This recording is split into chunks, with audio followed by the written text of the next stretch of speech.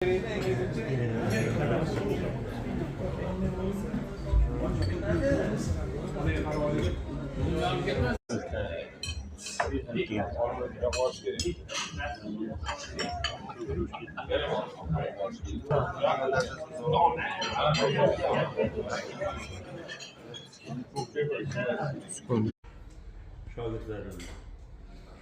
ham borib mehr oqibati tufayli farzand berishdi.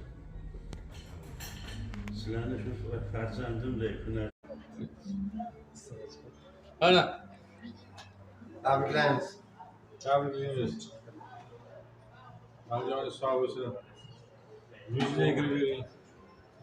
Ustozlar kunini ko'p nishonlaylik. Iloyim, rahmat. Sog' bo'linglar. Joningizdagi barakat bersin.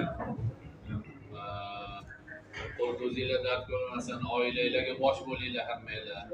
El yurtni nazardan qoldirmasin, sog' salomat hamisha quvonchda bo'lib yuringlar.